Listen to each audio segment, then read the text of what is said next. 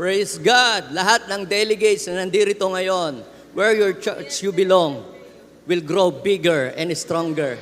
How many of you believe where your church, saan man yan nandoon, yan man ay nasa Kasulok-Sulukan, yan naman ay nasa Apari, yan man ay nasa Ifugao, yan man ay nasa Ilocos, yan man ay nasa Mindanao, your church will grow bigger and stronger. Sabihin mo sa iyong katabi, sa church natin yon. If you are pastors, I am telling you, hindi ka lang magpapastor sa 10, sa 50, sa 100. You will become a pastor of 1,000. Sabihin mo sa iyong katabi, kung yan ay pastor, kaalugin mo, sabihin mo, pastor, sa simbahan natin yon. How many of you believe that this church will become a mega church? Tumayo ka at kumamay ka ng 5 tao at sabihin mo, my church is a mega church. Sinong nananampalataya na kahit ang church niya ngayon ay kakaunti? Sabi ng Bible, though your beginning was small, but your latter days will be very great. How many of you believe that? Sabihin mo sa iyong katabi, naniniwala ako. Hindi tayo pang 100. Tayo ay pang 1,000. Do you believe that? How many of you believe that?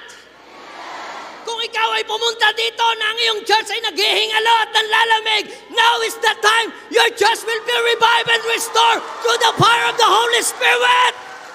Sinong naniniwala doon na ang kanyang simbahan, pag-uwi niya sa kanyang satellite church, will become on fire, restored, vibrant through the power of the Holy Spirit? Lahat ng naniniwala dito tumayo at sabihin niya, sa church ko, may matinding gagawin si Lord. Sa church ko, hindi ako papayag na walang himala. Hindi ako papayag na walang mangyayari. Come on, begin to open your mouth and speak in tongue. As I preach the word, as I release the message of God to you, just go back the power of God. Just go back the Spirit, the anointing. Begin to say hallelujah. Begin to speak in tongue. Stir up your faith. Kumikilos na si Lord sa iyong church. May ginagawa na si Lord sa church mo ngayon. Sabihin mo sa iyong katabi, kumikilos na si Lord. God is doing something. Even you see nothing. Sinong naniniwala doon na may ginagawa si Lord? Maring ikaw ay pumunta dito, ikaw ay nadi-discourage, parang gusto mo na mag-give up, parang gusto mo na umayaw. I am telling you, ganyan din ako dati. Pero nung ipinaranas at ipinaba ng Diyos, ang mensahe na i-share ko sa inyo ngayon, my life became different. I never be the same again. Hindi na ako kagaya ng dati. I will share to you today, my message is apostolic fire. How many of you here today want to receive the apostolic fire in His church? Kung ikaw ay pumunta dito na naghihingalo ng iyong simbahan, abu-abu na. Now is the time to start revival in our church. Pag alis ninyo dito, grabing revival ang mararanasan ninyo sa inyong simbahan. Kung paano na nung January, nagkaroon ng sunog sa LA. Inisprehan na ng bumbero, sinabuyan na ng tubig, ng helicopter. Hindi maapula ang apoy, walang makapatay. Ganyan din ang apoy na ibibigay sa iyo ng Diyos. Hindi kayang patayin ng devil. Hindi kayang patayin ng problema. Walang pagsubok, walang kagipitan na makapapatay ng apostolic fire na kanyang ibubuhos ngayon sa iyong buhay. Come on! Pwede bang kayo, habang ako'y nangangaral din ay kayo'y mag-pray in the Spirit at sabihin ninyo, Lord, I want that fire. in my church. Right now. Not tomorrow. Not next week. Not next year. Not next month. Now na! Yung parang desperado ka. Pwede ba sabihin natin, Lord, I want to experience the apostolic fire in my ministry. Babaunin ko pag uwi ko sa amin yung apostolic fire na yan. At walang sino makakapatay ng apoy na yan. Kahit sino, kahit pagsubok, kahit kahirapan, walang makapipigil sa apoy ng Diyos na ibababa niya sa iyong buhay. Ang sabi ng Luke chapter 12 verse 49, sabi ni Jesus, I have come to set the world on fire and I wish it were already burning. Sabihin mo sa iyong katabi, today, my church is already burning. It's burning.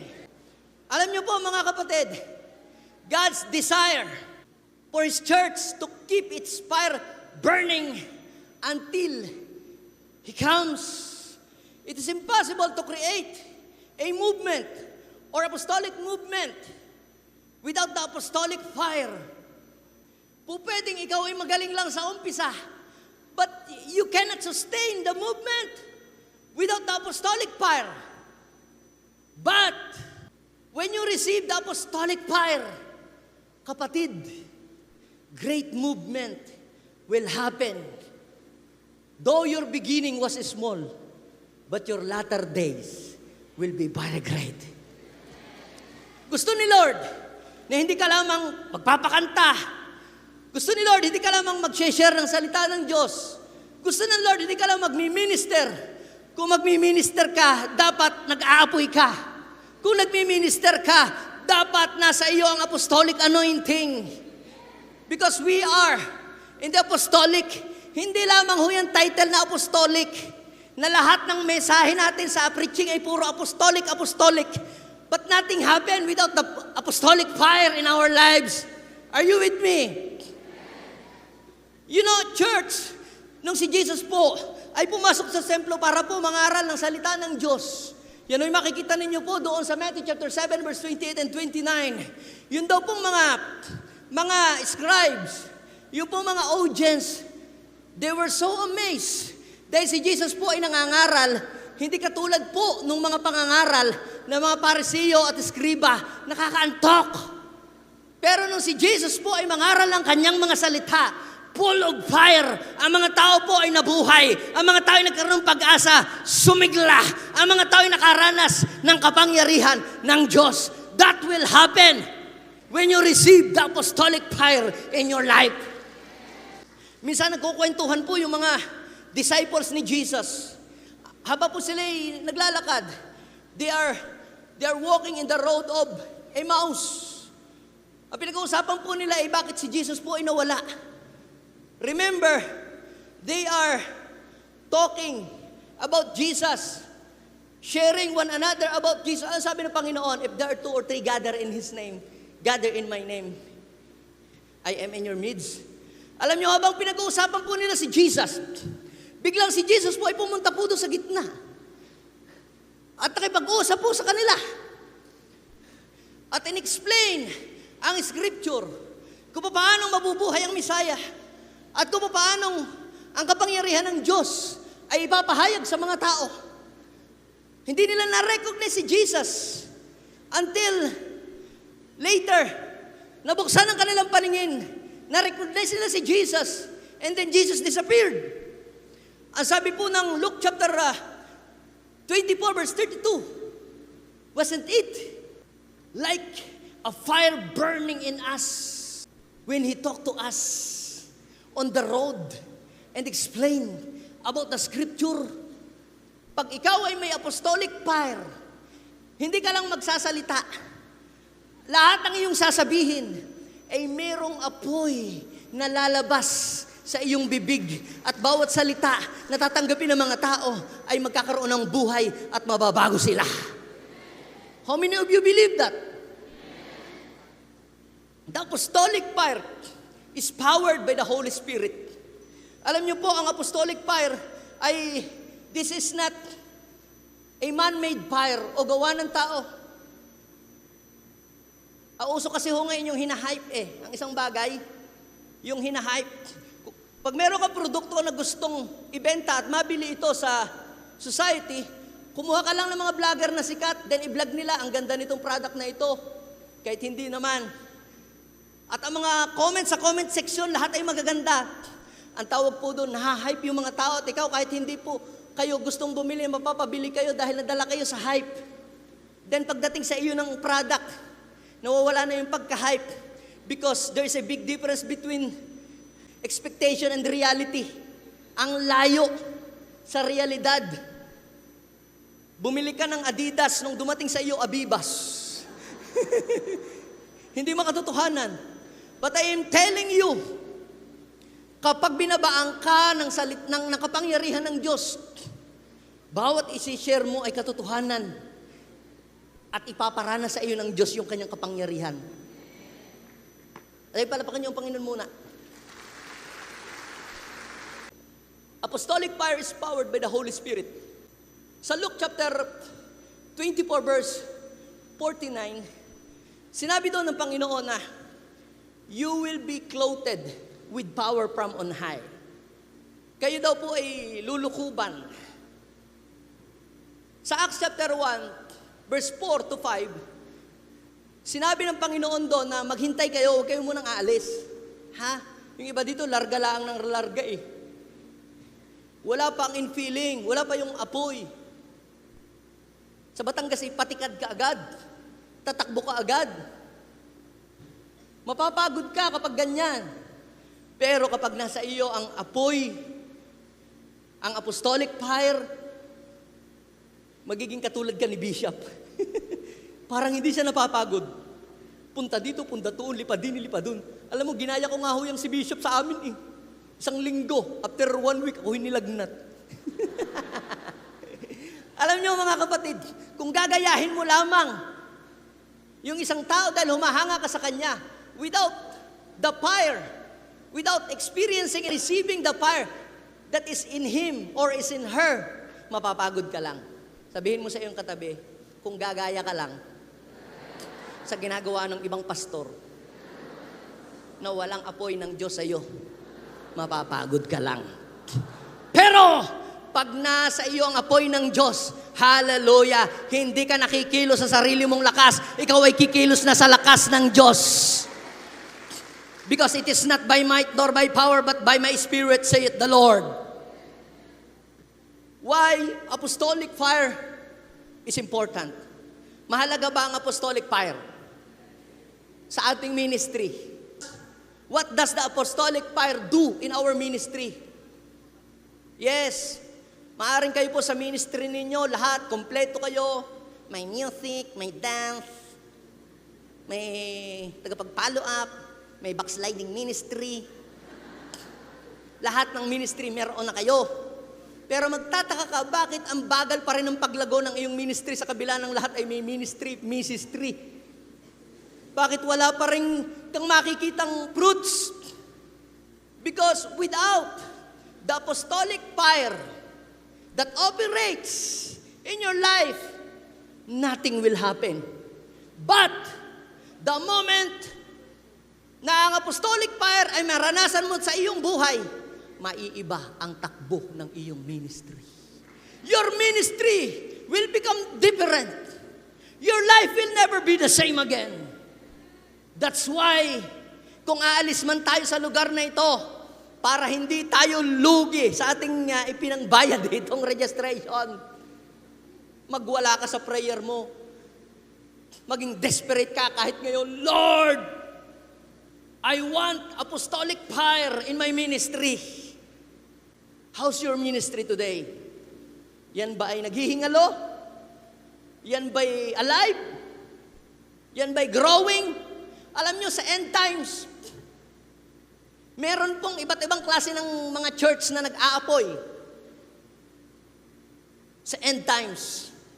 Saan ka kayang church na kakabilang dyan sa end times? Sa end times, meron pong mga church na nag-aapoy. Kanino kayang church yun?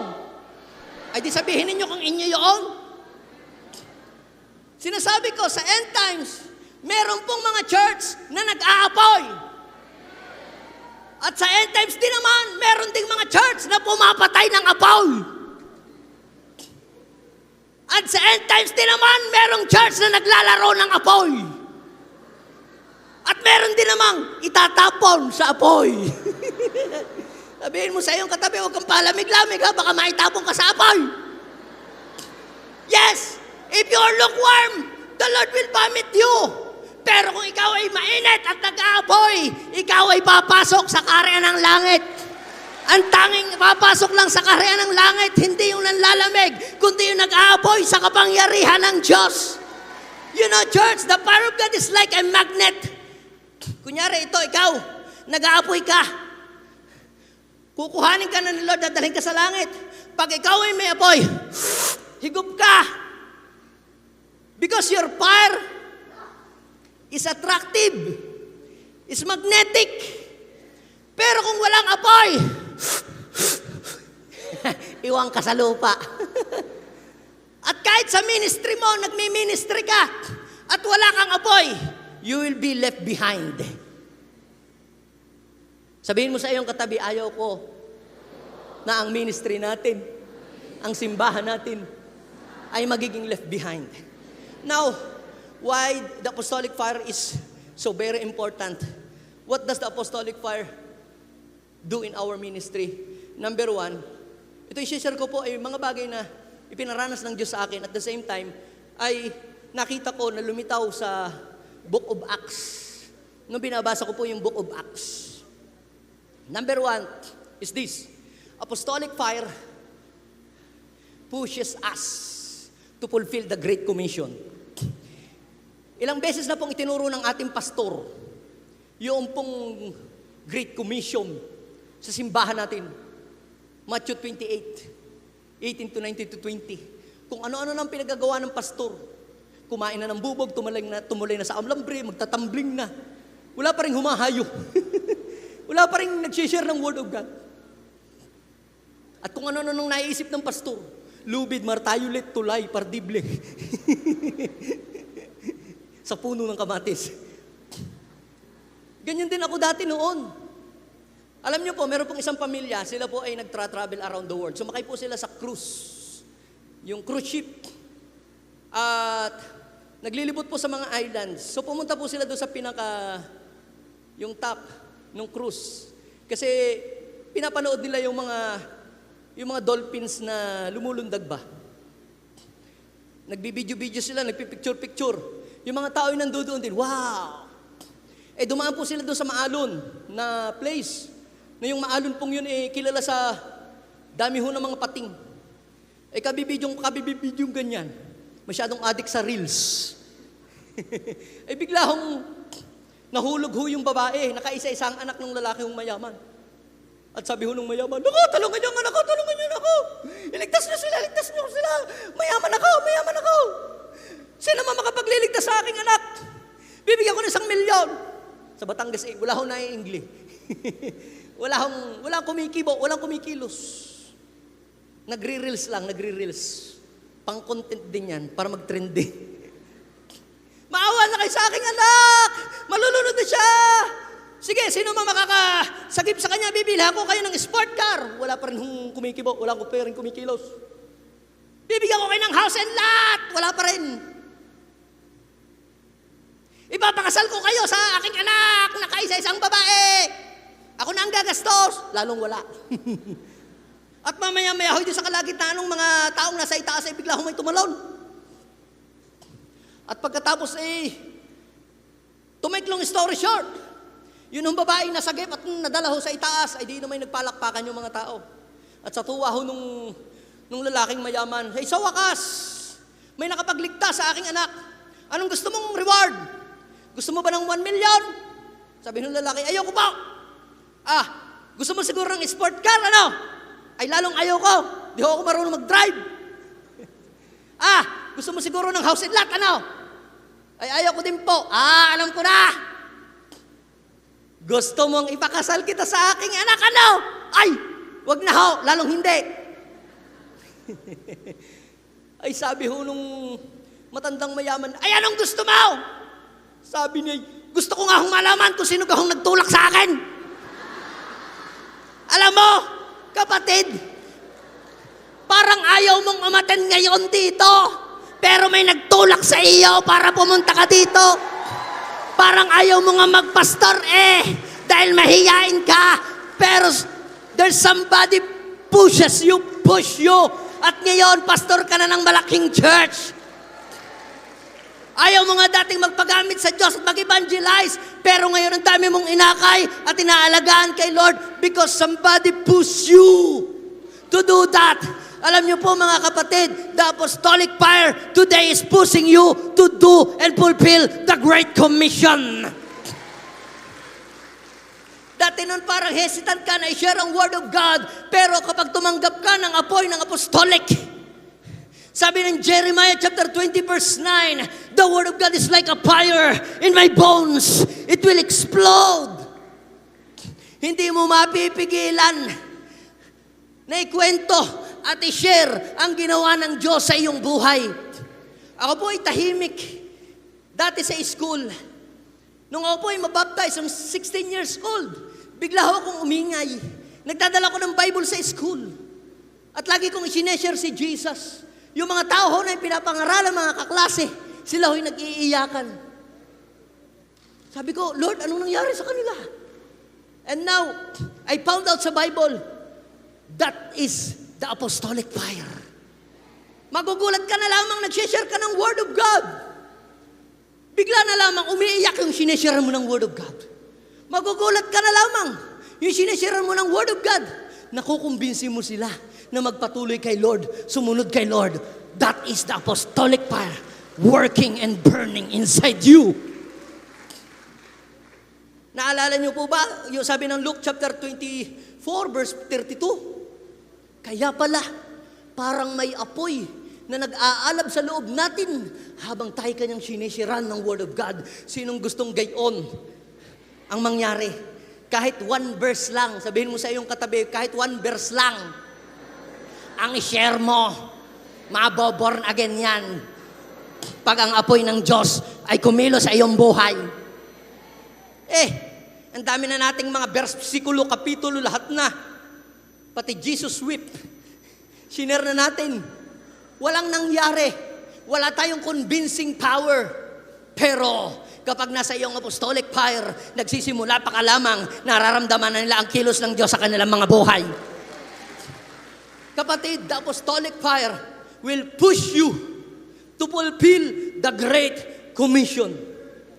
Ang mga tao sa amin, alam mo, ang church natin ay merong default. Parang yung cellphone din ninyo. Tingnan ninyo, ibukas ninyo. Tapos mamaya-maya, pag hindi nyo na tinatouch, biglang may default. May unggoy na picture. Gagalawin mo, mawawala yung unggoy. Tapos mamaya, pag inihinto mo, balik sa default, yung cellphone, unggoy uli, yung makikita mo. Either unggoy o picture mo. Diba? Ang default ng ating simbahan, yung pastor lahat ang kumikilos, pastor lahat ang gagawa. Gustong ipakita ang pastor magaling, ang pastor ay masipag, ang pastor namin the best. Alam niyo po, ginawa ko po ang mga bagay na yun pero hindi lumago ang simbahan. Kinakailangan pala ay makumbinsi natin yung mga tao to do the Great Commission, yung hindi lamang ikaw. Si Jesus ho ay nag-alaga ng ilan? 12 ang inalagaan ng ating Panginoong Hesus. Gusto niyo po magkaroon ng 1,000 na miyembro, mag-alaga lang kayo ng 10 pastor and convince them na magtigo 100 sila. Di meron ka ng 1,000. Paalaala lang ha, huwag magbi-bishop, isa lang ang bishop. Gusto mo magkaroon ng 1,000 na mga tao? Mag-alaga ka lamang ng 10. Kung hindi mo kayang mag-alaga ng 12, kung brilliant ka, katulad ni Jesus, gawin mong 12. Kaya lamang, expected na may Judas doon. Ang per service na nangyari sa Bible, 10 lamang ang miyembro. Kung meron kayong 10 tao, you can start Sunday service in your outreach. Alam niyo po yung 10 became 11. Bakit? Di ba, nabasa niyo ba sa Bible yon? Kasi 10, nagpakamatay na si Judas, absent pa si Tomas. Sabihin mo sa iyong katabi, parang maraming Tomas sa atin, laging absent. Mga Tomas. Litsyo na lang ang kulang at sausawan yung mga yan. Pero nung buhusan sila ng apoy, binugahan ng ating Panginoon ng apoy. 10 became 120. 120 became 500. 500 became 3,000. 3,000 became 5,000. And 5,000 became a multitude.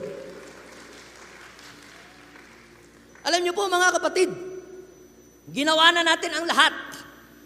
Pero ano ang kulang? Alam niyo po mga kapatid, sinabi na nga ng Panginoon na ito ang kulang. Huwag muna kayong aalis. Huwag muna kayong lalarga hanggat wala pa yung apoy. Yan ang ibig sabihin na yan. Kaya yung mga tao sa ating church ay hindi nahayo. Wala pa yung apoy. Pero pag naapoyan yan, humanda ka pastor, hindi mo mapipigilan yan. Mag-aakay at mag-aakay yan, basta yan ay maapoyan. Kahit wala kang sinasabing mag-aakay, the fire of soul winning will burn inside her, inside him. At parang meron kung anumang puwersa na magtutulak dyan para mag-akay ng mga tao papalapit kay Lord. Sinong gusto ng ganung apoy? Grabe, lahat na itinuro na natin, mga mensahe. Pati turo yata ng dating doon, dating dinig, dating diyan, pinagkakuha na ninyo. Itunuro sa membro, wala pa rin nangyari. Sabihin mo sa iyong katabi, mayroong pang kulang. Baka kailangan natin ng apoy. Pangalawa, mga kapatid, apostolic fire empowers us to preach the gospel with boldness. Dati ako po ay napakamalamya na mag-share ng Word of God. Kung hindi ho kayo mapagkakatulog, meron kayong umsomnia, umattend ho kayo sa aking service, sigurado hong nakakaisang verse pa lamang tulog na kayo. Yes. Nakakantok ako mag-preach. Sabi nga ho, pagkatapos nung ako'y mangaral bakit parang pastor wala ako naintindihan? It hurts. Lord, ano ang kulang? Lahat na ng bersikulo, kapitulo, sinabi ko na, lagyan pa ng Greek, Hebrew, Aramic, Latin. Batanggenyo. Wala. Pero kapatid, pag bumaba ang apostolic fire pala, kahit wala kang outline, kahit wala kang binabasa, ang apoy ng Diyos ang kikilo sa mga tao, mabubuhay sila at magkakaroon sila ng pag-asa. How many of you believe that? Yon ang kailangan ng church sa panahong ito ngayon. Dahil marami mga churches today ay nagbe-base na lamang sa technology at sa galing ng AI. Pag papababain natin ang Holy Spirit, dapat mayroong aasbok na may magbe-vape sa likod. At pag sinabi kong let there be light, hoy, pipindutin ninyo yung kulay pula ha. At palakpakan ng mga tao. That kind of fire is a man-made fire. And they can change people's lives. Do you believe that? Pampaganda lang yun sa mata, pero hindi nakakabago ng kaluluwa. Hindi nakakabago ng puso. Do you believe that? Pero kung sa church mo, kahit wala kayong LED, kahit kayo'y wala kayong mga pakislap na ganyan at mga pausok, pag may apoy ng Diyos, sigurado, may mangyayari sa church na yan. Nung ang mga panahon ng mga apostol, wala naman mga LED. Wala naman silang mga outline. Wala naman silang mga kung ano-ano, na mga decolores. Pero bakit ang daming na-attract at nadadala sa kingdom ni Lord? Alam niyo po, there are two kinds of fire that the servants of God or that the man of God is using in their ministry. At ikaw kaya yon? Is it man-made fire or apostolic fire? What kinds of fire or what kind of fire that you are using in your ministry? It is a man-made fire or apostolic fire? Alam niyo mga kapatid, ito yung man-made fire, ha? Alam niyo po ba nung si Jesus ay hinuli? Nagkatakbuhan ang kanyang mga alagad. Pati si Pedro natakot. Here is the revelation. Sa John chapter 18 verse 18, yung mga servants doon ng mga Roman soldier, sila ho ay nagdikit ng uling. Nagdikit sila ng uling. At sila po'y nagpaapoy. Dahil malamig nung time na yon. Sabihin mo sa iyong katabi, parang in church natin na malamig. Kaya anong ginawa ng mga servant? Nagpabaga ng uling. At anong ginawa ni Pedro? Nakipainit. Nakidikit para sila'y mainitan. But what happened to that fire? Sabihin natin, nothing. Man-made fire has nothing to do with you in times of persecution, in times of temptation, in times of difficulties. You cannot stand with Jesus, with boldness, through human fire that you have. Yes, nag-aral ka na sa Bible school, sa seminary, kumuha ka na ng masteral degree, doctoral degree. Kung kayo po ay teacher by profession, it's okay to take a doctoral and masteral degree so that magle-level up kayo and you will become a top and not at the bottom. It's okay. Kumuha po kayo para hindi po kayo maging buntot. If you have a potential na mag-aral po kayo, mag-take ng masteral degree, magsunog ng kilay, kung wala na kayong kilay na masunog, magbunot na lang kayo. Kung wala nang mabunot, magtattoo na lang kayo. Uso naman yun ngayon. Yes, okay po yun. Sa secular world, kailangan yun sa competition so that you will become at the top. Pero, pagdating sa pangangaral ng salita ng Diyos, minor lang yun, secondary lang yun. Ang kailangan sa pangangaral ng salita ng Diyos ay ang apoy ng ating Panginoon. Kung ikaw ay nananangan lamang sa iyong certificate, kung ikaw ay nananangan lamang sa iyong accomplishments, kung ikaw ay nananangan lamang sa iyong educational background, at sasabihin mong you have a confidence to stand before men with boldness, I am telling you, that is a man-made fire. Pero, pag ikaw ay naapuyan ng Espiritu ng Diyos, kahit kakaunti ang alam mong verse, kahit wala kang alam na Greek, Aramaic, Hebrew, pag nagsalita ka, ang iyong salita ay babago ng buhay. Maraming makakalaya, maraming lalakas, maraming marirestore because the apostolic fire is burning inside you. You will preach the word of God with boldness. Pag ikaw human fire lang ang inaasahan mo, dadagain ka kapatid. Pag mga professional na at mga ibang tao na nag-Inglisa na, nako, gigilid na ako at baka ako'y balinguy-nguyin.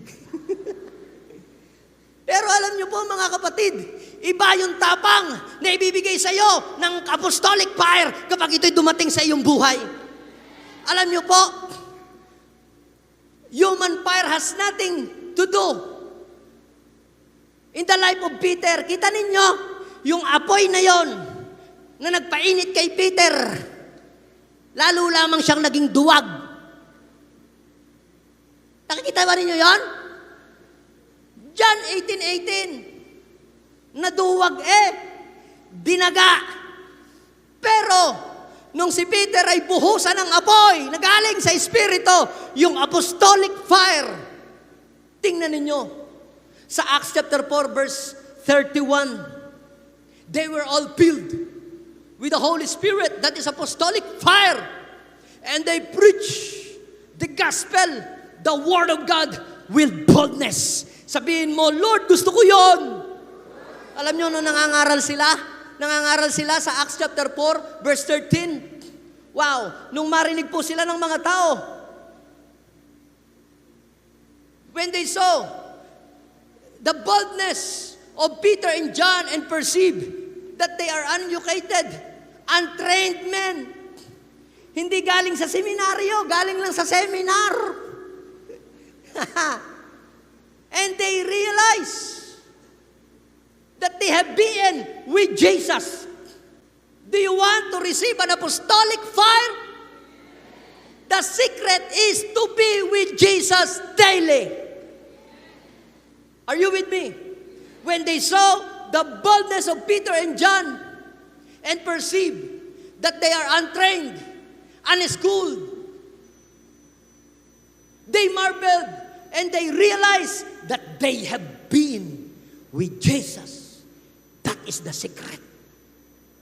If you want to receive the apostolic fire, be with Jesus is the key. Hindi ho yung Pastor, pa-bless pa. Pastor, pa-bless pa. Gusto ko po ng apoy. Apoy. Kayo naman, pag nakasalubong na ninyo ako sa hagdan at nakapagmano na kayo, tama na naman yung isa. Pag nakita ko sa elevator, gayon. Same person sa 6th floor, gayon. Naihi ako, nagsisipir pa, siya pa rin. Huwag naman ganon. Galangin nyo naman ang blessing ni Lord. Sabihin mo sa iyong katabi, galangin mo naman ang blessing ni Lord. Si Jacob nga, pinatapos mo nang kumain ng kanyang tatay, tsaka nagmano Ikaw naman, nagsisipir pa yung pastor mo, ha? Baka kung anong makita mo diyan, ha? In Jesus' name. Minsan, naliligo ako, daladala ko yung timba, daladala ko yung tabo, pati yung brief. Pastor, pa-bless po. Sabihin mo sa iyong katabi, kung kukuha ka ng blessing, galangin mo ang blessing. Pahalagahan mo. Punta ka sa opisina, doon, gayon. Hindi yung sa toilet, di toilet anointing ang makukuha mo. Hindi yung sa parking anointing ang makukuha mo. Kaya yung mga miyembro mo hanggang parking lang. Treat the anointing, the fire of God is special. Para special din yung re-release na anointing. Baka mamaya, tinotopak yung pastor na pinagbeblessan mo, mainit ang ulo, nagalit sa parking. Naubusan ng ulam, tapos sabi mo, Pastor, pa-bless po. Tapos mamaya, bakit ganun? Parang bumigat ang pakiramdam ko, poses ba ako ngayon? May karga ba ako? Bakit ganito? Oo, nahawahan ka ng pastor na mainit ang ulo. Bless ka kanila sa ng bless, hindi pa nakakapag-zipper. Pasipirin mo naman. Pasipilyuhin mo naman muna. Amen? Baka kaya ka bumagsak, hindi anointing, amointing. Are you with me? Nagkakaintindihan na ba tayo? Kapatid, dapat ang JA1 pamatured ng pamatured. Hindi yung paatras ang ating growth. Treat the blessing that you want to receive is special. Are you with me? At yung nakabless ka na naman, ang isang bless, tama na yon. Huwag na yung ikaw na nakalimang beses, kinuha mo na lahat ng apoy. Tirhan mo naman yung iba. Lumalabas tuloy na wala kang faith. Bakit? Hindi ba effective yung pagpibless mo nung una? Are you with me? Si Jacob naman, isang beses lamang ibinless. And then the rest is history. Yung bless ng may pananampalataya. Hindi yung bless na nakikiuso lang. Are you with me? Nagkakaintindihan na ba tayo? Ang dami ko ng kaaway mamaya sa labas, baka bugbugin na ako. Nagkakaintindihan na tayo? So, ano pong ibig kong sabihin? Apostolic fire empowers us to preach the gospel with boldness. Magugulat ang inyong mga miyembro. Magugulat yung mga kasama niyo sa church. Pastor ba natin yun? Parang hindi parang na-born again ang ating pastor. May iba. Magigising na ang mga tao. Are you with me? Now, pangatlo, apostolic fire enables us to perform miracles. Alam niyo po, we are blessed because we belong to the church that believes in miracle. Sa church niyo po ba, do you believe in miracles? Kung hindi ho kayo naniniwala sa miracle. Baka hindi kayo belong sa church ng JA1. Baka kayo kabilang sa church ni Nora Honor. Naglo-loading. Walang wifi, walang signal. Sa Bible po, dati si Peter duwag. Dati si Peter matatakutin. Laging kinakabahan. Laging patago. Laging paiwas. Pero nung binabaan siya ng apoy ng Diyos, sa kanyang buhay, his life never be the same. Sa Bible po, meron pong 5. Sa Book of Acts, nabasa ko, may 5 pong tao na nag-perform ng miracle sa Book of Acts. Palagi ko nabasa ninyo yun. Una, number 1, si Peter. Si Peter, mayroon po siyang pinag-pray, yung lumpo, grabe, 40 years old, biglang nakalakad. Si Aeneas, si Dorcas, grabe pong miracle yun. Hindi ho yun gawa ng tao. Pag miracle, gawa ng Diyos. Alam niyo yung doktor, gagamitin na niya ang lahat ng kanyang pinag-aralan. Lahat ng mga specialties na alam niya, gagamutin niya ang pasyente sa abot ng kanyang makakaya. Pero pag hindi niya napagaling, ano sasabihin niya? Ipagpasa Diyos po natin ng lahat. Bakit? Because only God can perform miracles. But the Bible says, when you believe on Him, you can perform miracles like Jesus did in the Bible. And greater things than this you will do. Ang sabi ng Panginoon. Si Peter, dadaanan lang ng kanyang anino, gumaling. Pangalawa po, I see Stephen. Sa Acts chapter 6 verse 8, grabe. Yan huy, Asher laang ha, Asher. Tagapamahagi ng tinapay at tagapamigay ng ayuda. Filled with apostolic fire. And he performed miracle. Before men, grabe yon. And another servant of God in the Bible, I see Philip. Nabasa niyo po ba sa Bible yon? Yung pumunta siya sa Samaria dahil nagkaroon ng matinding persecution. Si Philip nga ba yon? Philip nga ba yon? O screw? Philip nga ano, hindi screw. Kayo naman. Ayun nyo kasing sumagot. Si Philip, sa Acts chapter 8, pumunta siya sa Samaria. Grabe, nagkaroon ng revival. Iba talaga pag may apoy ka ng Panginoon.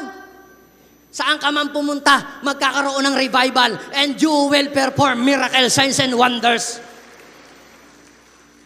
Doon pala sa Samaria, mayroong albularyo, may magician na matagal nang binudol ang mga taga-Samaria. Sino yon? Si Simon the Flying Saucer. Si Simon the Sorcerer. At pagkatapos, nung si Philip ay nangangaral ng salita ng Diyos, pati siya sumampalataya. Lalo na yung mga tao, bumilib kay Philip. Nawala na ang atensyon kay Simon. Alam niyo po, yung palang miracle na piniperform ni Simon ay fake, hindi legit. Alam niyo po, kapatid, if you have the fire, apostolic fire, may expose ang mga fake na miracle sa inyong bayan. Bakit? Paano may expose? Just show the legit miracle coming from the Lord.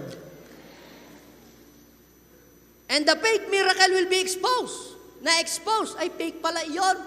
Akala natin, yun ay ano. Totoo, hindi pala totoo yun. Yung tapal-tapal, tsaka laway-laway, tsaka buga-buga. Ito, legit. No touch. Wala nang mga alay-alay manok. At tawas-tawas. Aba, saglit lamang, magaling na. Alam niyo po, ang sunod na nakapag-perform ng miracle ay si Ananias. Nabasa niyo po ba yon? Hindi yung asawa ni Sapira ha, iba yon, patay na yon. Si Ananias, Naalala niyo po ba ni si Paul ay mabulag? Hindi makakita si Paul. Pero ang ginawa po ni Ananias, through the leading of the Holy Spirit, pumunta siya doon sa sa baryo Matuwid, Daang Matuwid. Tapos, pinuntahan si Paul, inilay hands, at si Paul, instantly nakakita. Di ba miracle yun? Yung bulag nakakita. Paano naman pastor? Sa amin na may walang bulag. Eh di ipag-pray mo na sila lahat ay kumita. So naman, sabihin mo sa iyong katabi, ipag-pray mo, yung mga nagtatrabaho sa church mo ay kumita. Para hindi ka na magsulisit. Pag-a-attend ng kumbensyon. At ang panghuli ay sino? Si Paul. Ay grabe ang mga miracle na nangyari sa buhay ni Paul. Pati daw po yung panyo na pinampuna sa pawis at sa sipon. Pag dinala sa may sakit, biglang nagaling. At yung mga may sape ay nadideliverance. Ginaya ngayon ng Al-Shaddai Itinindala ang yung panyo. Walang gumaling. Alam nyo, kahit po kayo bumili ng mga panyo, wala yun Alam nyo po ba ang nakapag-perform lang ng miracle? Kapag may apoy ng Espiritu sa buhay ng tao. Amen? Sa atin, pangkaraniwan na yan Pag nagte-testify si Rev Edwin, Rev Ito, Rev Marcel, lahat ng mga pastor natin. Miracles, deliverance, signs and wonders is very common to our church. Nakikita natin. Bukas ang ating paningin, nakikita natin paano gumagaling ang mga may sakit. Ang mga ooperahan na sana ng doktor ay hindi natutuloy. Yung pala'y deliverance lang ang kailangan. Di ba miracle yun? Nakakalibre ang 100,000, ang 50,000, 30,000 na pampaopera. Duwindi lamang pala yun. Kaluluwa lamang pala. Kita mo yun. One time, meron pong pumunta po sa akin, nagpa-pray. Tapos, sabi po ay siya daw po ay nagpatingin na sa kasi nagpatingin na sa ibang bansa, sa magagaling ng mga doktor doon. Siya po ay nagpatingin. Wala naman pong makita yung doktor sa kanyang sakit niya. Pero, siya po ay, pakiramdam niya is, there's something wrong with her stomach. Ang bigat, parang bloated, parang may bukol na kung ano-ano, na nag-iinit daw sa loob ng tiyan. Pumunta sa Maynila, nagpatingin, pumunta sa Dagupan, nagpatingin. Wala naman po daw makita. Sabi na nga niya sa doktor, Dok, kung meron man hong kailangang operahin na po ninyo. Hindi na po ako makapagtrabaho. I am not comfortable with this. Then, may nakapagsabi pong pumunta daw po sa akin at magpa-pray. Sabi ko naman, di pumunta nga po sa amin. Nagpa-pray. Sabi ko, tatapating ka na si sister ha. Kung doktor, walang nagawa sa iyo. Mga taga-ibang bansa na magagaling, walang nagawa sa iyo. Ako pa baga ang may magawa. But I have a good news for you. 100% si Jesus may magagawa para sa iyo. All we have to do is to connect to Him. Di pinag-repent ko muna, repent. Nung pinatungan ko ng kamay, apostolic fire is burning. The apostolic fire is rising. Siguro mga 5 minutes ko po yung minister. Kinulam lang pala. Hindi ho kinulang ha, kinulam. Dalawang mangkukulam na kung ano nung mga elemento ang inilagay. Then, right after that ho ng prayer, okay na ako, pastor, biglang nawala. Wala na akong magaan ang aking pakiramdam. Gumaling. Hindi ho nakakakain yon, kumain ng marami. Tapos, pastor, bye-bye. Diway. Kabait. Tapos, di umalis na. Tapos wala na akong balita patungkol sa kanya. Kung saan na siya napunta, kung kinuhubagan na ni Lord, o nag-abroad na, o pastora na, or whatever, basta gayon, na-rapture na, pumunta na sa langit. Basta wala na ako narinig patungkol sa kanya.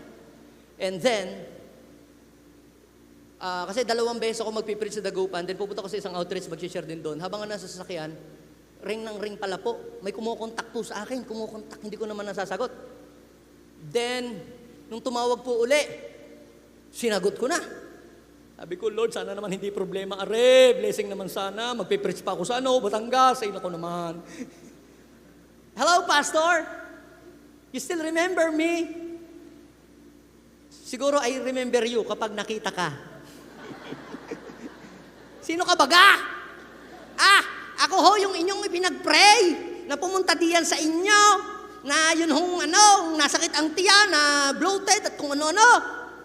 Kamusta ka na ngayon? Nako, pamula ho ako ng inyong ipag-pray. Magaling na ho ako, nakapagtrabaho na uli. Kaya ho, tumawag sa inyo, Pastor. Gusto ko lang naman hong malaman ng inyong, yung bank account ng inyong church kasi gusto ko pong magtumulong doon po sa inyong church na ipapatay yung church sa Dagupan. Pwede ka hong makuha ang inyong bank account ng church. Ako na may pakipot. Sigurado ka, sister. Magbibigay lamang naman ho ako ng konting tulong. Konting tulong naman ho. O siya, sige. Are.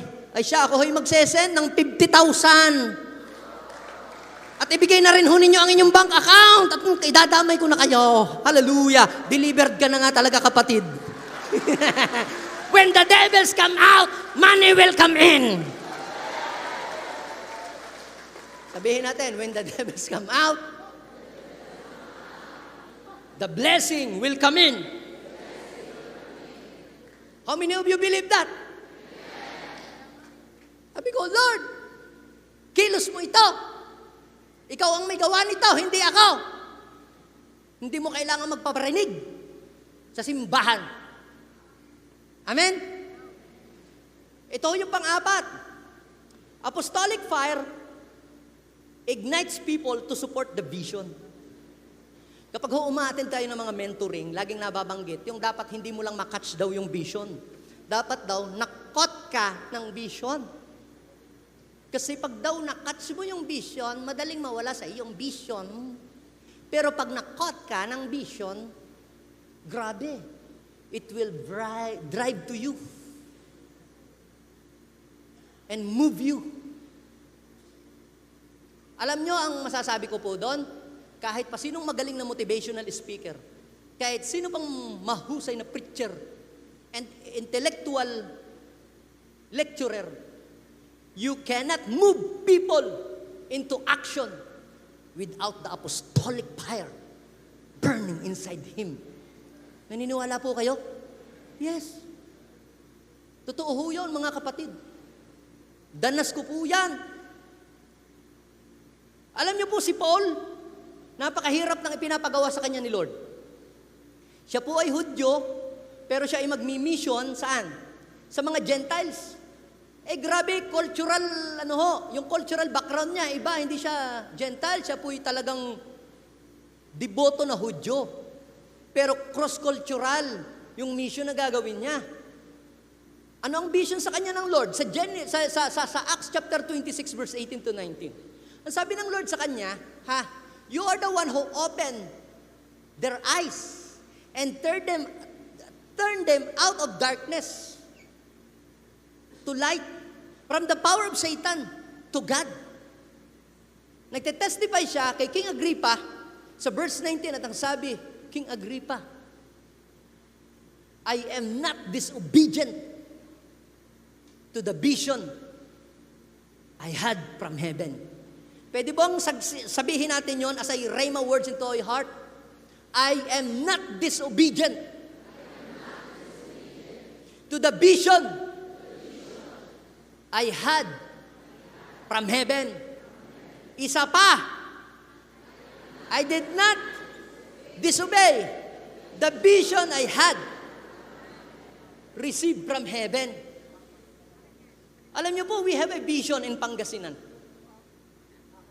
Sabi ni Bishop, Cleo, alam mo, ang aking vision,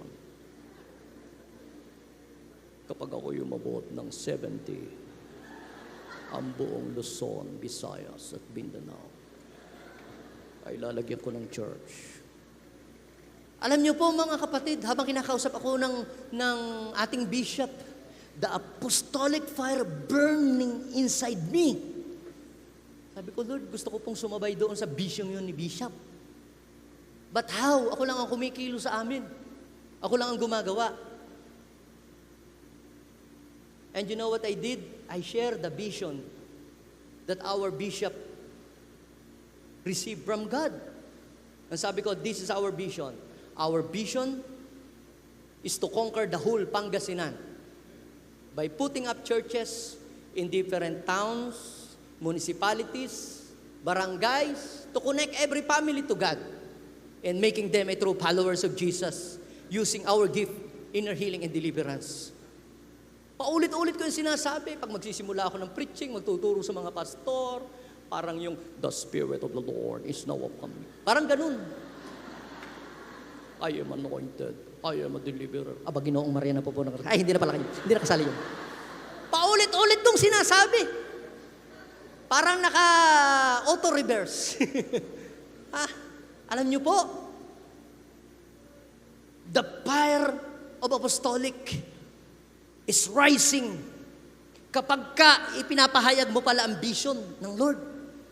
Alam niyo po, today, we are 29 churches in Pangasinan and we are planning, bago matapos itong taon na ito, magiging 30 kami. And I have 45 pastors. Volunteer. Sa totoo lang, wala naman akong papasweldo sa kanila. Paparating pa lang yung aking milyones. Kapag ang Bitcoin 200 na milyon. Wala pa. Pero alam niyo po, yung kwento ni Pastor Ito, kahit bigyan mo ng 20,000, 10,000 ng isang tao, pag naubos yung 10,000 mo, wala na. Pero pag nag-aapo yan sa Panginoon, kahit walang love gift, kahit walang merienda, itutulak yan ang kapangyarihan ng Diyos at gagawa ng himala ang Diyos diyan. Are you with me?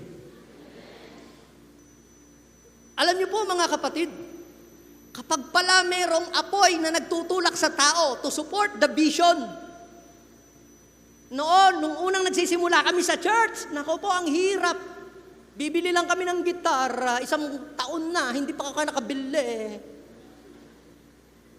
Preach ako ng preach ng giving, wala namang nagbibigay. Mabuti pa kanina, hindi naman ako nagpapa-offering, may nagbibigay. That is apostolic anointing. Ha? And they give their money. On the apostolic, sa apostolic pit, sa pit of the apostle. Now, the point is this, ha?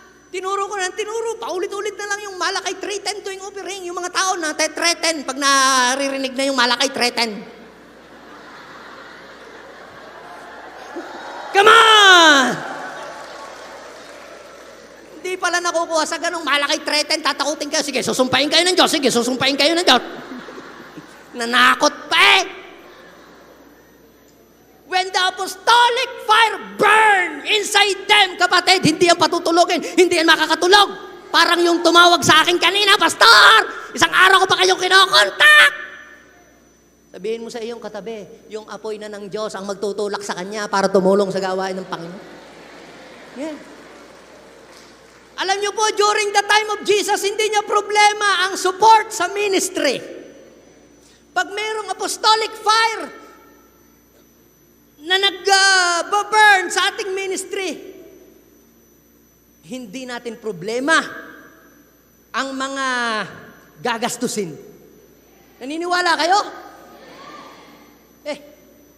Grabe ho, noong una, dito ako nagsisimula.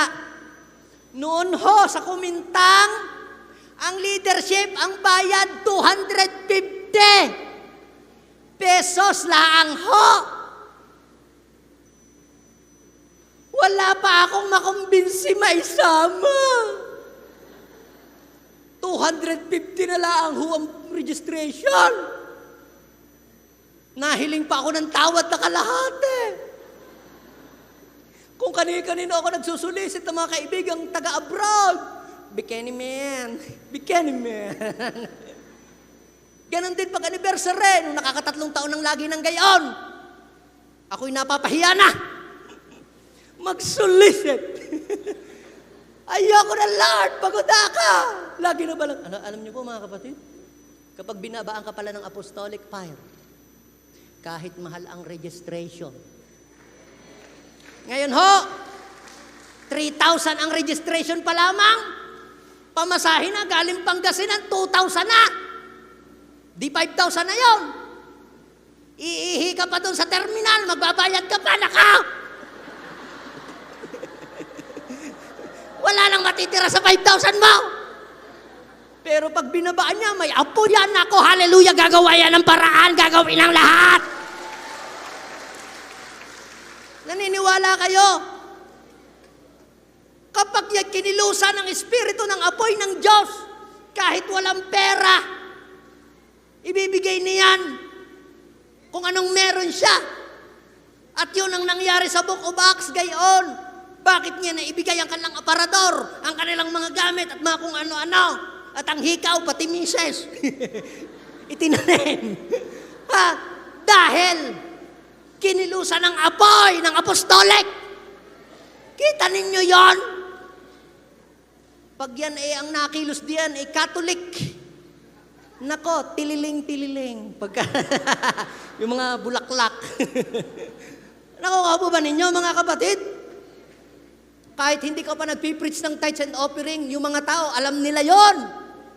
Kaya lamang kailangan ng apoy na magbibigay sa kanila ng udyok na tulak para sila'y magkaroon ng energy para makapagbigay.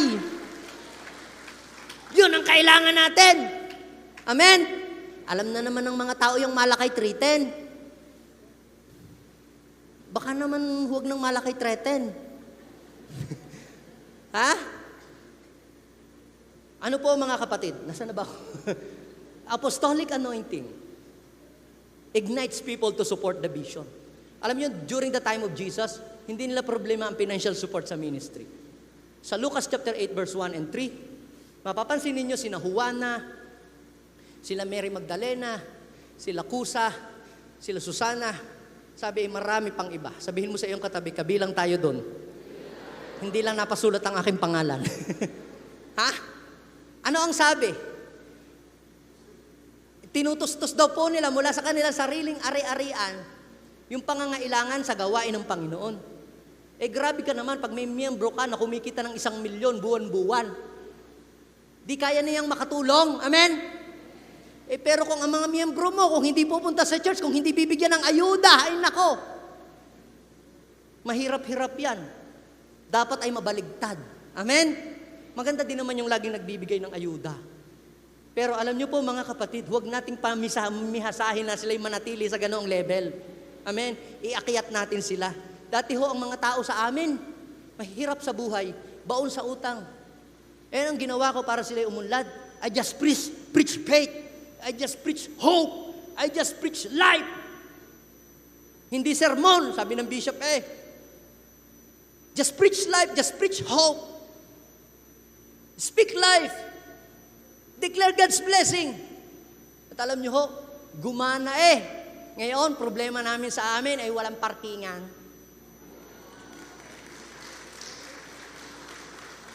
What is the point?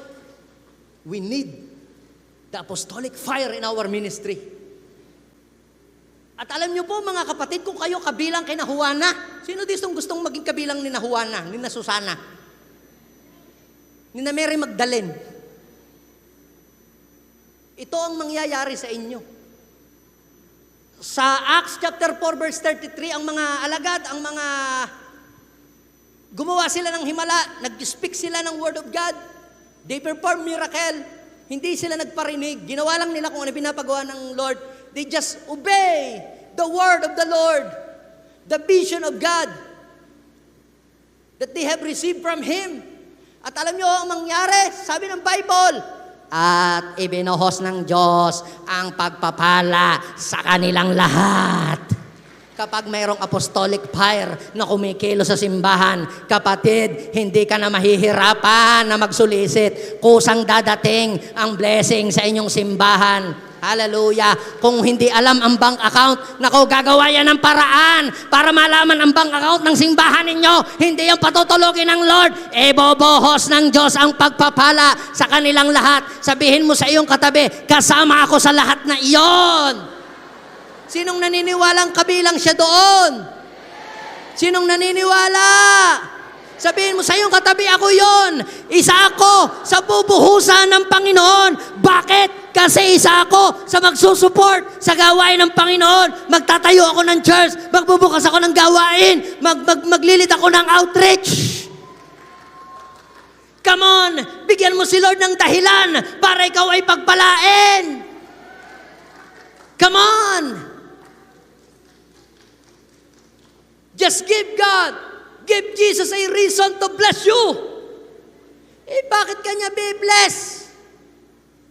Pag ipinipris nga yung malakay treten, natakbo ka sa CR Are you with me? Now, apostolic fire brings God's fear in the people's heart. Yung pong apostolic fire, mga kapatid, pag binasa nyo ho sa Bible yan ho pala ay nagdadala ng takot sa puso ng mga tao. Anong takot yon? Banal na pagkatakot sa Diyos. Hindi mo na kailangan pang pangbantayan lagi ang iyong mga members 24 hours a day. Sino gang kachat niyan? Sino gang katext niyan? Sino gang Don't do that. Enough na. Ang Holy Spirit, ang apoy ng Diyos ang kumilos diyan. Pag kumikilos ang apoy ng Diyos, matatakot yung gumawa ng kasalanan. Matatakot yung magpatuloy sa kasalanan. Laging may conviction sa buhay niyan na siya'y manunumbalik sa Diyos at hindi siya aalis sa Panginoon. Ang sabi ng Acts chapter 2 verse 43, dahil daw sa maraming himala na nape-perform ang mga apostol, naghari sa puso ng mga tao matinding pitagan at takot. Anong takot yon? Hindi yung negative fear na naduduwag ka pag merong i-deliverance. Hindi yon. Uy, may sapi. Ay talaga, in Jesus' name. Hindi gayon. Hindi yun ang takot na yon. Ang sinasabi kong fear of God ay matatakot kang gumawa ng pagkakasala. At kung ikaw man ay may nawag ang pagkakamali, magre-repent ka agad. Hindi na malulubugan ng araw yon. Amen? Sige, palapakan natin si Lord. And last, ito, apostolic fire strengthen us to overcome every trials. Sino po dito ang makapagsasabi na hindi siya exempted sa mga pagsubok at problema habang nandito siya sa mundo? Kahit bishop ka pa, kahit reverend ka pa, kahit pa ikaw ay pastor, kahit sino ka pang leader, chairman, I am telling you, we are not exempted sa mga problema. Basta Kristiyano ka, ikaw ay makakaranas ng pagsubok. Yan naman ang tinuturo ni Pablo makakaranas kayo ng mga persecution, totoo naman yon. Pero paano sila nakatagal? Paano sila nakapanatili hanggang sa dulo? Paano sila nakapagpatuloy? It is the apostolic fire that burn inside them, na para pag sila nadadaw na tumatayo pa rin sila, nagpapatuloy hanggang sa takbuhin na sa kanilang harapan dahil merong apoy na tumutulak sa kanilang likod. Kaya sabi ni Paul, I run fast toward the goal. I fight the good fight of faith. I finish the race. Sinasabi ko sa iyo, pag may apostolic fire ka, matatapos mo ang takbuhan na sinimula ng Diyos sa buhay mo. Kanino kaya yon? Sabihin mo sa iyong katabi, kaliwa kanan, kapatid, nakikita ko sa iyo, lahat ng takbuhing sinimulan sa iyo ng Diyos, matatapos mo yan hanggang sa dulo. You will finish the race that God has started from you to you. Hallelujah! Yung church na sinimulan mo, lalago yan. Hindi yan may stop. Yung dinidisciple mo, cell group mo, hindi mananatiling 5 yan, magiging 10. Your cell group will multiply another cell group. Your church will multiply another church. Are you with me? You will duplicate yourself. You will train more pastors. Hindi ka magsasawa, hindi ka tatamarin because there is the power of the Holy Spirit. Kahit merong mga problema at pagsubok, tatayo ka kahit may kagutuman, kahit walang pera, magpapatuloy ka. You will fight the good fight of faith. You will finish the race. Amen? Ang sabi ni Paul sa aklat ng Philippians chapter 4 verse 12-13, nasubukan ko magutom, nasubukan ko maghikahos, nasubukan ko walang-wala. Pero lahat ng yon, kinaya ko. Sabihin mo sa iyong katabi, if you have the apostolic fire inside you, kaya mo yan, kapatid. Magpatuloy ka. If you are down today, rise up, stand up. Just fight a good fight of faith. Hindi pa tapos ang takbuhan. Come on. Ang sabi ni Paul, I can do all things through Christ who give me strength. Para kanino yon? Ang sabi ng 1 Corinthians chapter 10 verse 13, hindi ka susubukin ng Panginoon beyond your capacity to handle. Pag dumating ang pagsubok, He will provide a way for you out of your difficult and bad situation. Makakatayo ka, makakatindig ka, makakasurvive ka because the power of the Holy Spirit is burning inside you. Yes, maraming pagsubok sa akin, maraming pagbagsak, maraming panghihina, maraming pagtumba. Pero bakit ako nakakatayo? Because the apostolic fire is burning in me, burning in me, burning in me. Oh, sinong gusto yon? Come on, tumayo ka, sabihin mo, Lord, gusto ko yon. Let's keep the apostolic fire in our life burning. Sabihin mo sa iyong katabi, keep the fire of apostolic burning. Kumamay ka ng 5 tao, mag-declare ka sa kanya, let's keep the fire of apostolic burning. Now. I will end my message in 5 minutes. Just prepare yourself. How to keep the apostolic fire in us burning. Don't forget your devotion. Don't forget to attend the church. Don't forget to read your Bible. Don't forget to attend leadership camp training. Gumastos ka. Grabe, pag ikaw nga ay nag-anak sa kasal, ulo pa lamang, 1,000 na eh. Hindi pa kasali ang kuko at saka kilay eh. Iba pa ang pakimkim.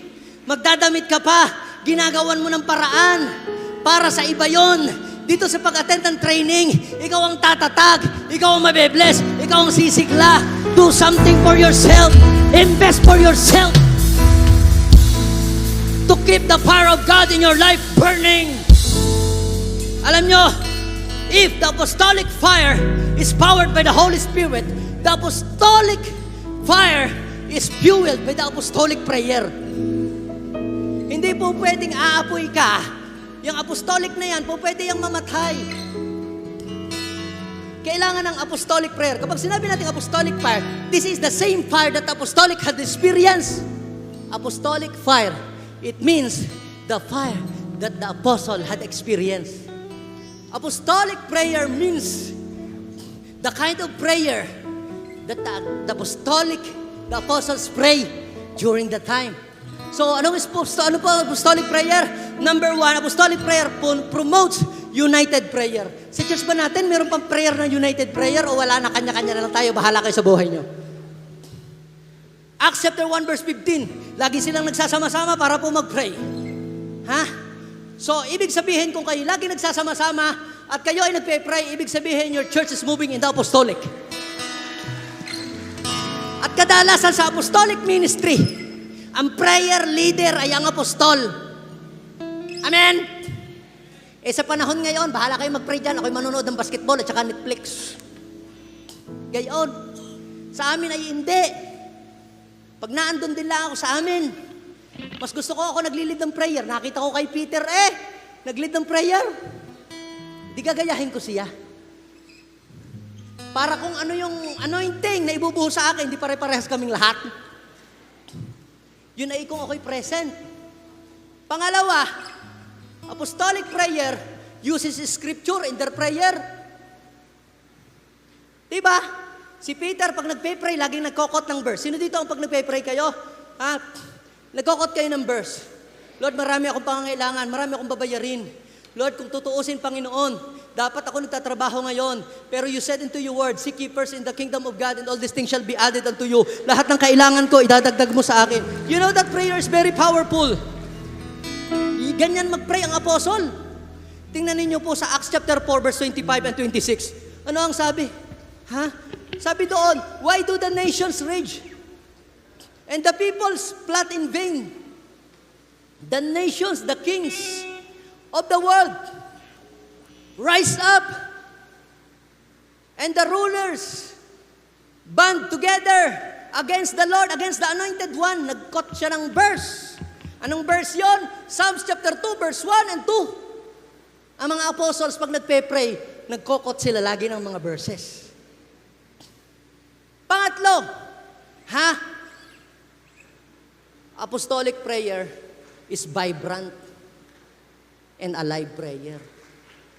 Hindi yung pag nag-pray ka, Aba Ginoong Maria, pahay na ginto, tori ng garing.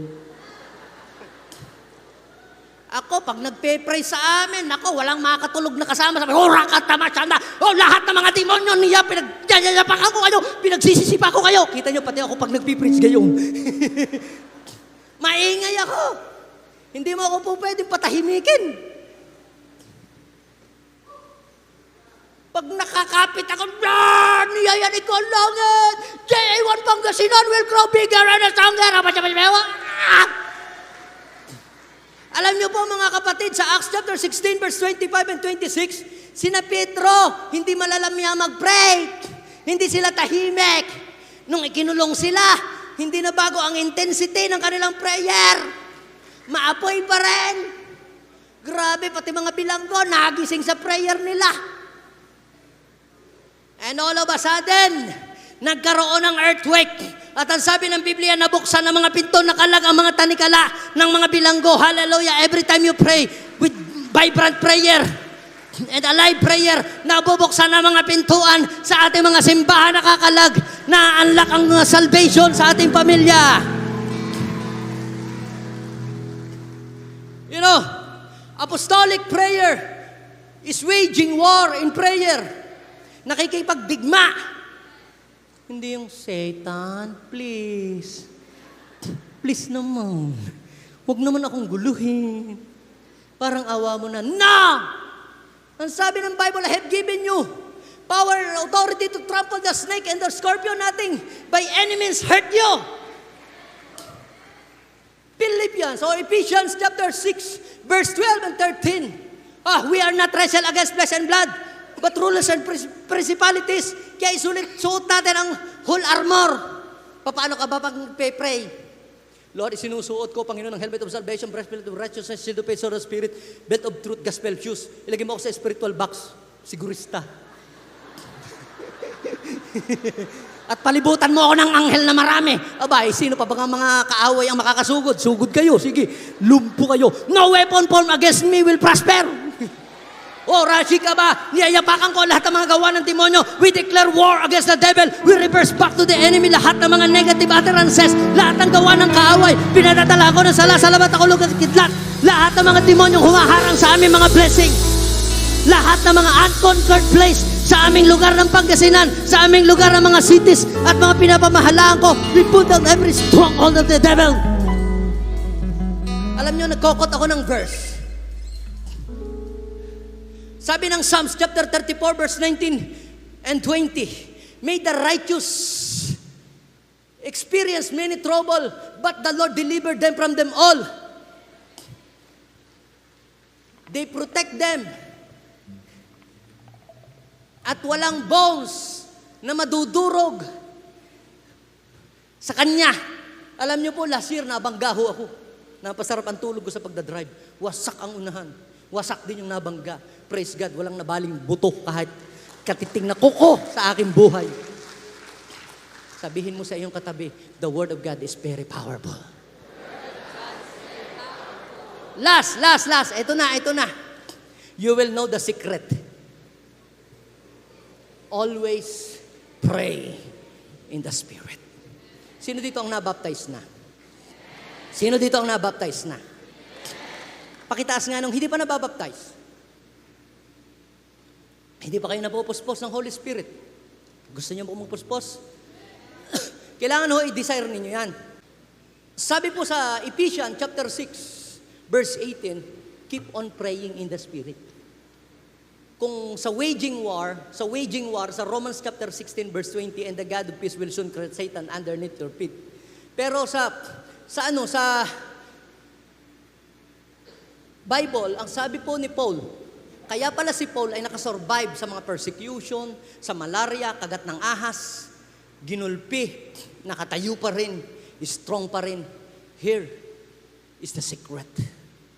Ang sabi niya, Ephesians chapter 6 verse 18, pray in the Spirit in all times, in all occasion. How can you pray without ceasing? Sige nga, how can you pray without ceasing? Yung hindi mo na masabi kung ano ang iyong sasabihin. How you pray without ceasing? Unless you pray in the Spirit. Kahit naliligo ka, hallelujah. Alam nyo, nagpe-pray ako, 80% of my prayer life, I am praying in the Spirit. Only 20% of my prayer, yung human prayer. Nagpe-preach ako, or 1 hour, I will pray in the Spirit 2 hours. Bihin mo sa iyong katabi, yung pala yun, ha? Sabi ng Bible, sa aklat po ng sabi ng Jude, chapter 1, verse 20, build your most holy faith up, praying in the Spirit.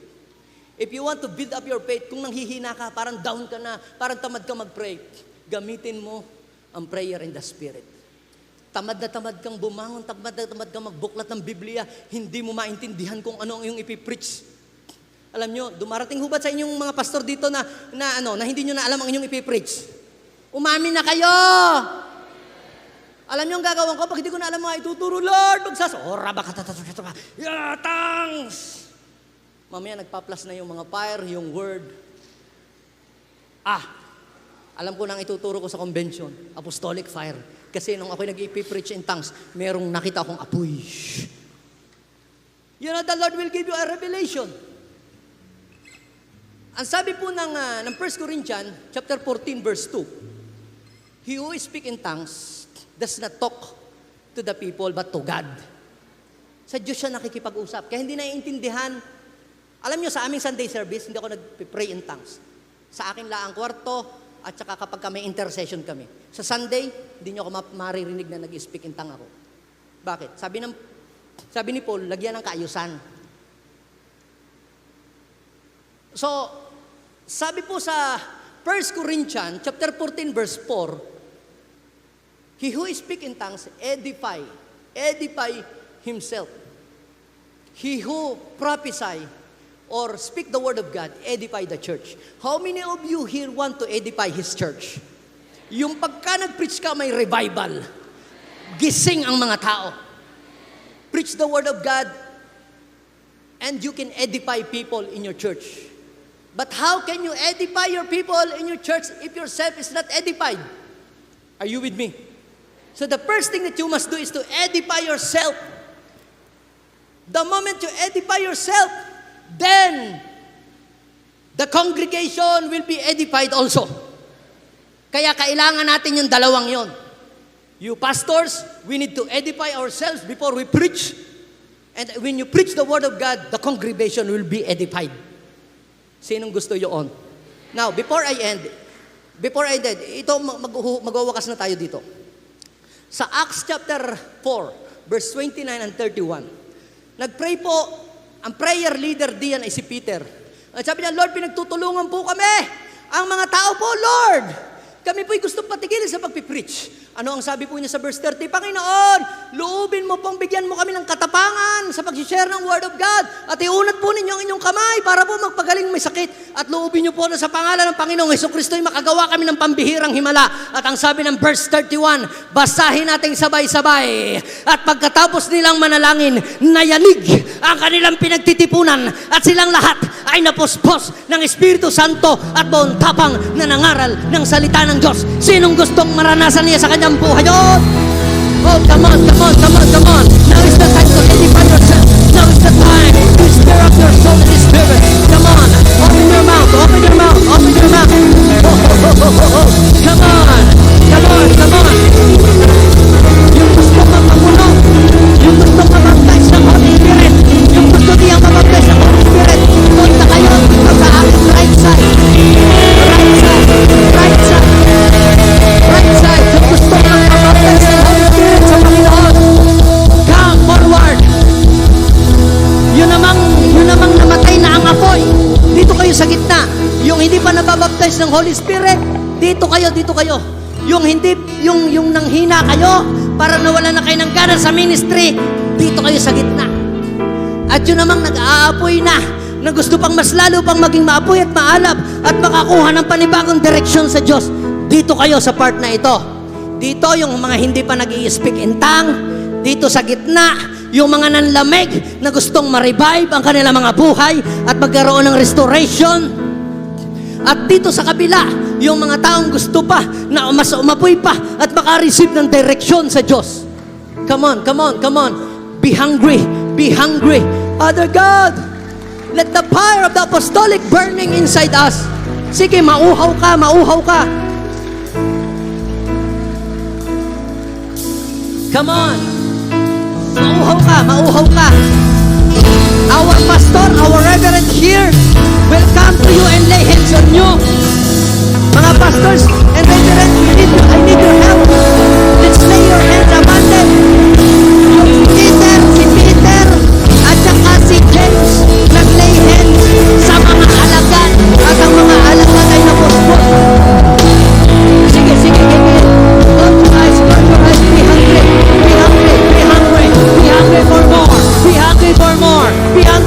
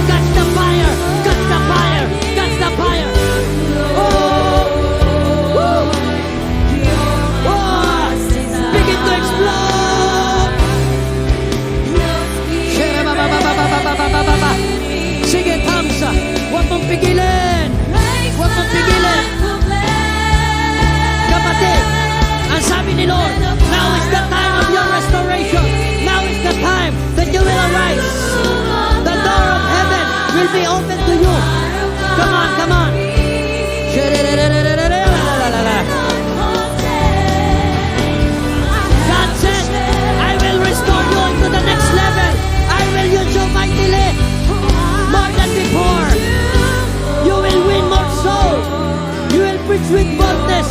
You will experience the power of the Holy Spirit. You will demonstrate signs, wonders, and miracles.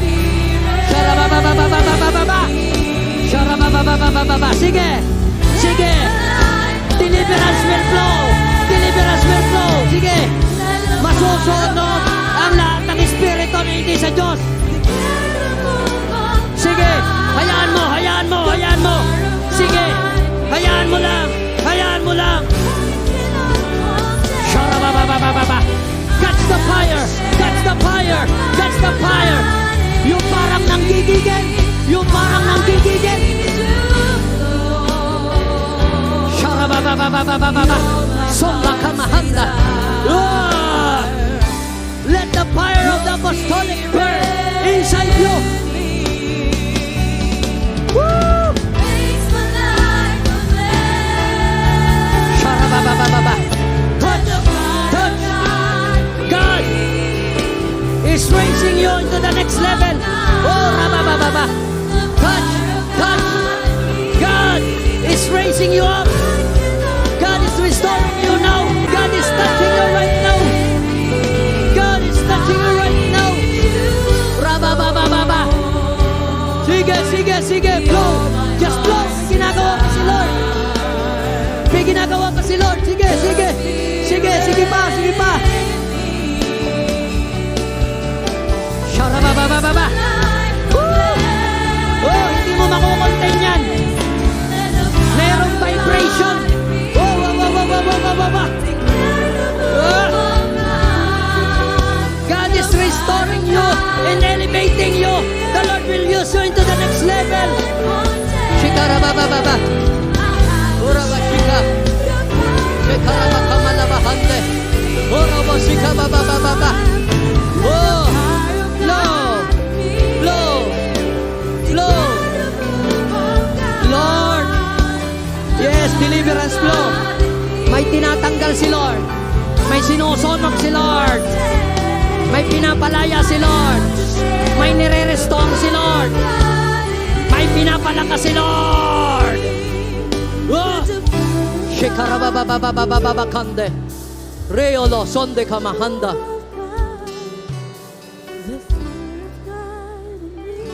Yes.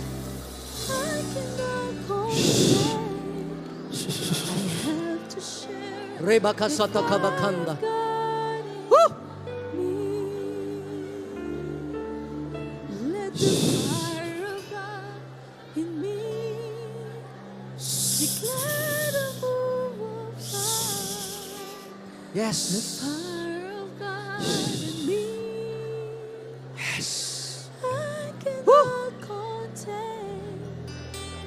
I have to share the fire of God in me.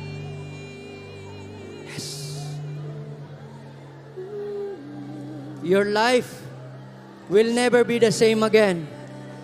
Magmi-minister ka pag uwi mo sa church ninyo nang may apoy, may buhay. Grabe ang gagawin ng Lord. The Lord will use you in your satellite church 10 times better than me. Yes. Yes.